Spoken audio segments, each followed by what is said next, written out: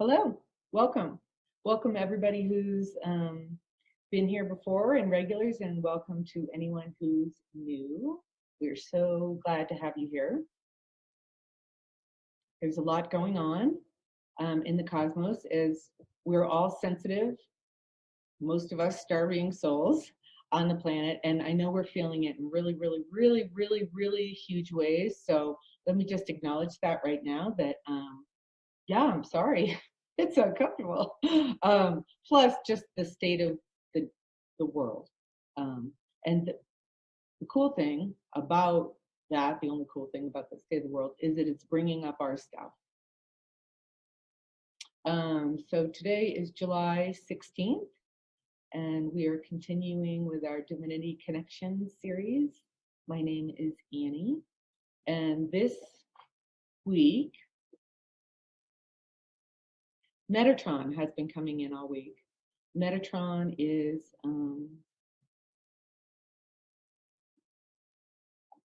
I keep showing this because this is Metatron's cube. That's what it's called. And this is my, what do you call it, emblem, motto, whatever, on my website. It's been something that I've been getting to know for years now. In other words, it's the Merkabah we keep talking about. So we are, what Metatron is guiding me to share, because my prayer has been with all the healing work that I've done for 30 years and the immense amount of suffering before I started doing healing work, and just being really frustrated, not understanding who I was and why I was on the planet. He's explaining to me that the wish I had that everybody else could have it a little easier, and I would attract the people that I could share information with in any way, shape, or form to make it a little streamlined and easier for them, that the universe would help me to do that. And so he's been my next step in how to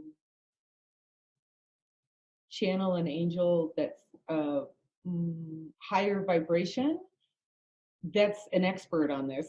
So I'm really grateful, because I think it's going to be the linchpin for us. This Merkabah that we keep invoking in the session for the initial clearing that warms us up to the healing, because you have to have a clear space and feel safe to ground so you can heal. And so what I'm learning about this Merkabah is it's really the key to everything. I kept like just including it just because I had this intuition. I always had to talk about it, but I didn't realize it really was like the backbone to everything. So now they're really finally driving it home for me. The star tetrahedron, the double star tetrahedron. I keep showing this to people in sessions for years. I don't know why. I keep pulling it up. I'm like, this thing. People are like, what is this thing? So the double star tetrahedron, it's in here along with the flower of life and many other things. I have some pictures I'm going to share today because I've been practicing all week on how to share my screen with pictures. But essentially, this double star tetrahedron is around all of us. It encapsulates our aura. It's our energy body. It's the vehicle, Merkabah, the Hebrew word for chariot. It's our vehicle to work through and move through dimensions and time and space. Why is that important? Because we are all raising our vibration so that these 5 upper chakras above us are opening up and being very helpful to us to anchor in these ascension energies that are hitting the planet like crazy. Why? So that we become these light beings that hold the 5th dimension, that is essentially anchoring the peace on earth. The humans that came with the blueprint of peace and love to shift the balance on earth and part the ways of the darkness so love can reign again. When it did, like back in Atlantis and Lemuria, before the fall from grace. The fall from grace being the separation from source, where we saw another as separate from us. So this star tetrahedron, double star tetrahedron, is two triangles here. So here's a pyramid, three-dimensional triangle. And here's another one. One comes and overlays it like that. And that's what makes the double star tetrahedron. And the top one coming down, the one pointed towards the earth, is the female, and the one pointed towards the sun is the male. Okay, so we're inside this thing, okay? It's this big thing around us. So start to allow yourself to sense it. Okay, I'm letting one person in. Oh, thanks, Joanna. Did you get that? Great. Now, the male pyramid will spin to the right, as if we're inside the clock. 12 o'clock's here, 3 o'clock's here. We're spinning to the right, the male one that's pointing up towards the sun. Okay. And they both spin simultaneously, but the female one, pointed towards the earth, spins counterclockwise. Okay. Now, this will be helpful to us because this is what we are invited to sit in and really become aware of and start to feel a gentle spin happening. You know, the male pyramid pointing towards the sun, going to the left. Simultaneously, the female pyramid pointed towards the earth is going counterclockwise. And they ultimately should be at the same speed, else it feels weird. And if it's too fast, it's weird. And if it's too slow, it feels weird. So everybody will have their right, perfect speed and spin for themselves. So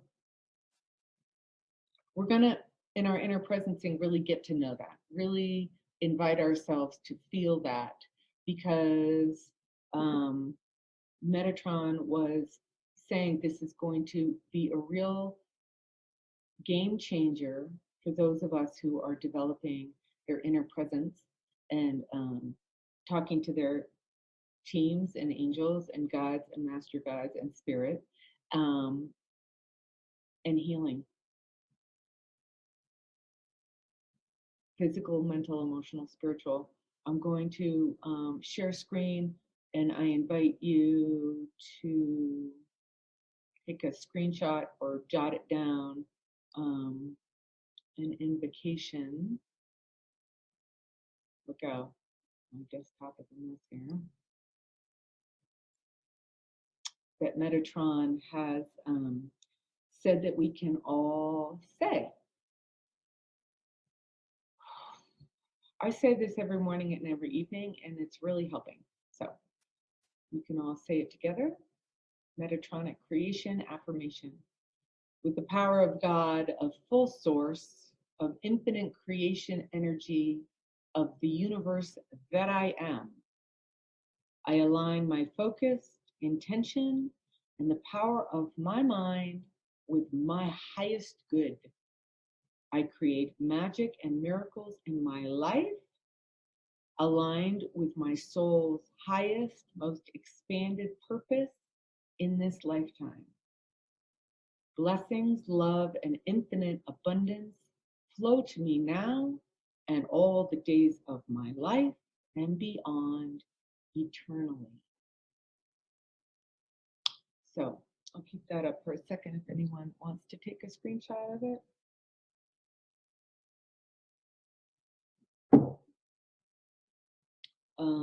And you guys are welcome to put that on a cue card and read that for yourself. I encourage that as we really get to know the interworkings of our own Merkabah. I'm super excited about this. Archangel Metatron's cube, this thing, is the strongest geometric form in creation that holds all other sacred geometry as explained unbiased in many ancient Eastern philosophy and other traditions. Archangel Metatron is believed by many ancient civilizations to be the right-hand being that sits right next to God, the universal consciousness, in the creation process, that he's the go-between between God and us. We are the creation process. What are we creating? Peace on earth. Okay? Heaven on earth again. Fifth dimensional energy. The law of one. And that's the law of one is something that we had in Lemuria and Atlantis. Okay? The message mapped out in the form of conclusive math as depicted in sacred geometry is an infinite, unbreakable truth in nature, which is that everything exists in unity, harmony, and oneness. If any living thing doesn't realize this, then nature dismantles it and recreates new life forms that will work with the laws of nature. The icosahedron has been depicted in ancient indigenous mandala work for thousands and thousands of years. There's tons of pictures in the Tibetan Book of the Dead with this. The strongest shape in the universe consists of all other shapes, such as the tetrahedron, the hexahedron, the octahedron, and the dodecahedron. All those plus the flower of life, the tree of life, the seed of life forms, phi, the Fibonacci numbers, the golden spiral, the golden ratio, and many new discoveries are coming out of quantum physics that stem from the understanding that this shape, sacred geometric shape of Archangel's Metatron cube, hold the key to life. And this is what we all have around us, otherwise known as the Merkabah, or the sphere of creation, in which all life forms manifest within. So we all have our own, which connects us to everybody else's and humanity and all that is living and all that is in the universe. We prove with mathematical equations and use such findings in creation of new technology. The more we substantiate conclusively that the ancient indigenous traditions of the Mayans, the Buddhists, the Native Americans, and many more cultures were correct. They were already using this. This is how they have these, they got these blueprints from the laws of the universe because they had always worked with the star beams. Okay?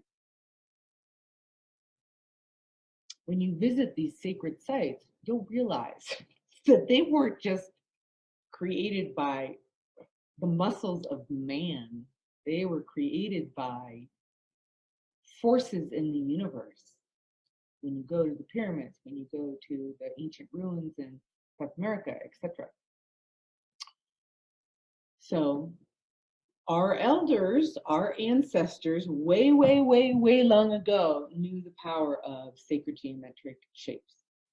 Yet, due to forced colonization, religious imperialism, and lost knowledge through or destroyed records, the last remaining artifacts that science have derived, such as knowledge from the metaphysical sciences, are documented in the Buddhist school of knowledge and the remnants of the ancient artwork seen in the mandalas. This is, an example, mandala. Mandala, this is the mandala of my soul. Mandalas, mandalas, mandalas. Okay. This knowledge makes it critical for us to forgive ourselves for the hurt that we have done to each other out of ignorance. Math and science are coming from exploring ancient understandings in remaining documents about the sacred geometry of metaphysical sciences found in Buddhism that hasn't been wiped out due to religious imperialism and forced colonization. So there are energies that remain held sacred on the planet that we can tap into. Okay, so in so doing, we're unifying our understanding of all world's religions that have fragmented the understandings and the lost knowledge that continues to show up in the mandala work in ancient civilizations that are bringing healing to the world.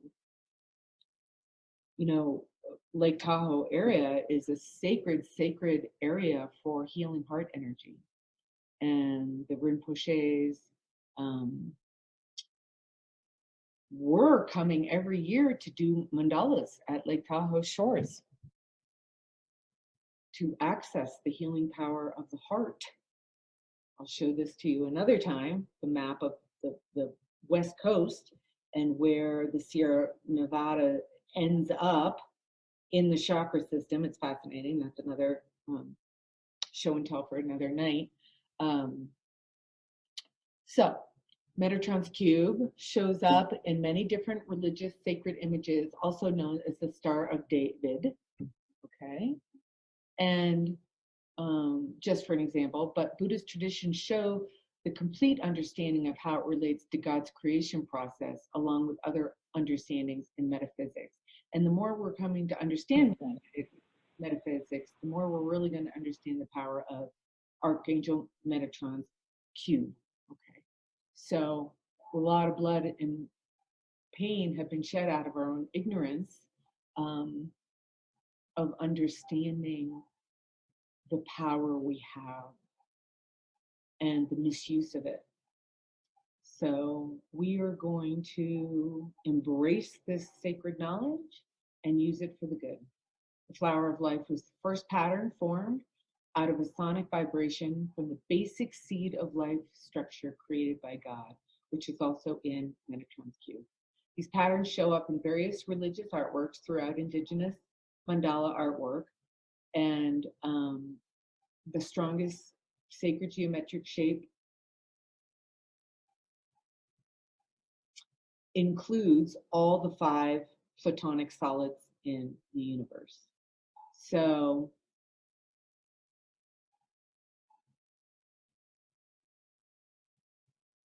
Drunvalo Melchizedek talks a lot about sacred geometry in the flower of life, and he uses it. He's written a book, Living in the Heart, and he talks about this spinning of this toroidal field in the heart chakra that gives us access to this. And this is maybe why I've been seeing this more light up here on me. And I have talked before about the tree of life and knowledge. This is Kabbalism, and the tree of life has always been that. The tree of life is in this, okay? But the tree of knowledge broke at the Da'at chakra, this high heart, which is where we used to communicate from before words. Okay? And so when the tree of knowledge broke, it buried its top head deep into the earth to keep the sacred knowledge of the power of this out of the hands of those that would misuse it. And now our evolution has come so that we are awake enough and conscious enough of us on the planet to use these sacred geometric energies to do good. And so the tree of life and the tree of knowledge are now both alive again and weaving together. Okay. And this is what we're doing. We are weaving our body's consciousness with our soul's consciousness, our soul bringing information from the fifth dimension, and our body bringing information from all of our lifetimes of being a human on the planet, and now waking up together with the soul so that we can have heaven on earth again.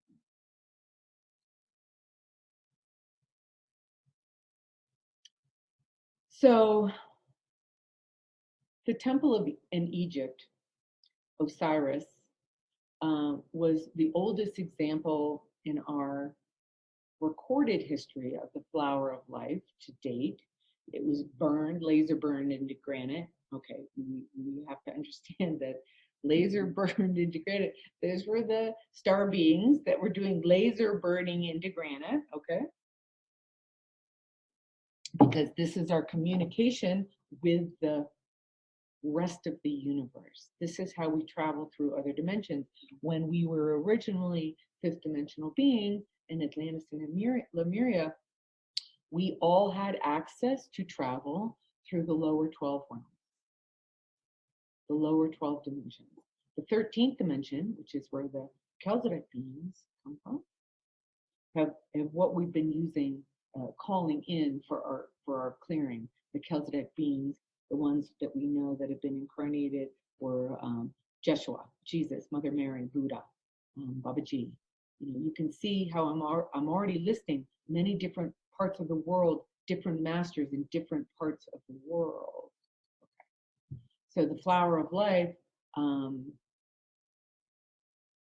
is more of a female shape where all the lines are curved. And then it's joined with the straighter lines equivalent to male angulars.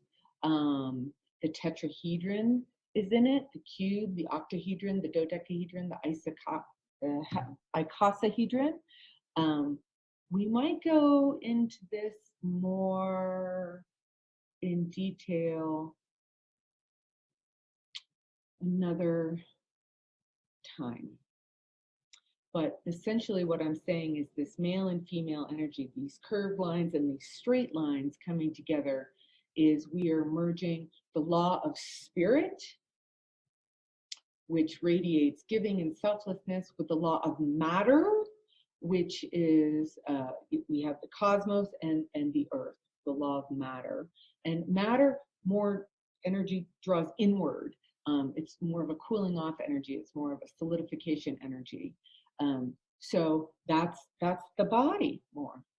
Okay, so we have the body and the spirit that are both evolving to a place where their consciousnesses can be united.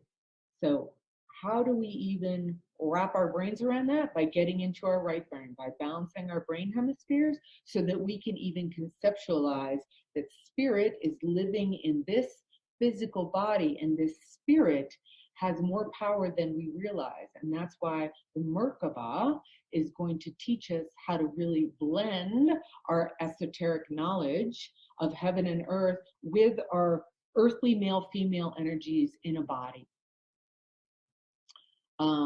There's only one creature which is able to consciously combine the two laws, and that is humans. Here is the connecting link between the world of spirit and the world of matter.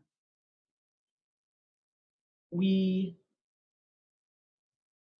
have an invitation to abide by these laws of both worlds simultaneously. So our thoughts, our words, our deeds, our act of giving, of radiating, of selflessness, of universal love, and on the other hand, our body belonging to the material world that lives by the laws of matter. Only humans is able to manifest their higher self, that which is our soul self, our God self, our source self. Our full source self is really what it should be called now, because full source is the actualization of the embodiment of the balance of male female energies from source. So Through our thoughts, our words, and our deeds, we identify our consciousness not just with body, but spiritual content, the real self of who we are.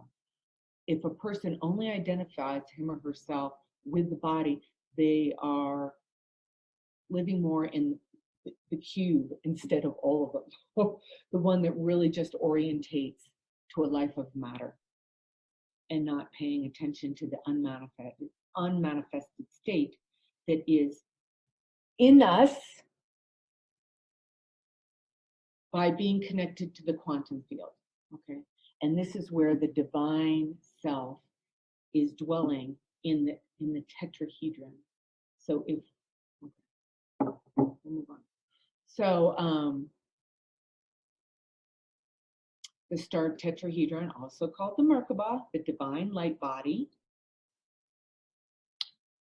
has been used by the ascended masters to connect with all those in the higher realms. And this is where our vibration used to be on the planet when we were fifth dimensional beings in Atlantis and Lemuria before we lowered our vibration. Mer means light, Ka means spirit, Ba means body, Merkabah. These are the rotating fields of light that spin in opposite directions that we are all encapsulated in, which transports our spirit and body from one dimension to another. Why is this important? Because that's how we're going to ascend. We needed to ascend. We don't ascend leaving the planet in this 2,000-year age of Aquarius. We actually ascend in body this time. This is why our bodies are detoxifying, really going through the mill. So this Merkabah is an electromagnetic field that balances the cosmic and the earth energies. It is really complex, okay? I am trying to make it as simple as possible. And it's maybe something we talk about a lot. Maybe it's something we really take time to understand, because it's the time to remember who we really are in this giant evolutionary step that we are taking. We're in a great moment of human history where brilliant light expands all around us, making these huge leaps of evolution in human consciousness available. And this Merkabah is our doorway, our dimensional window to a higher place of consciousness, which is what we're calling ascension. It's a living field. And it responds to human thoughts and feelings. So it's really a computer for the human mind and heart. If you look at it that way, then the potentials and the possibilities are endless. What we can do in this star tetrahedron, this Merkabah, it's a very, very powerful tool, and it's available to all of us. And it's a way of us to really remember who we are. And it's large. It's like, over 50 feet around us. The only chakra that is about 50 feet is the heart chakra, the toroidal field of the heart chakra. So that's our largest chakra that really fills out into this Merkabah. And we are starting to remember who we are by even understanding that we can admit many of us are star beings. We've been asleep on the planet buying into this separation, and we forget that all these faces on the planet that we pretend that we don't know, at what time were all of our relatives. I mean, we are all brothers and sisters and mothers and fathers and siblings and part of a karmic group that came to do this experience together. There is so much that has happened between us in all of our lifetimes, and yet we pass each other as strangers.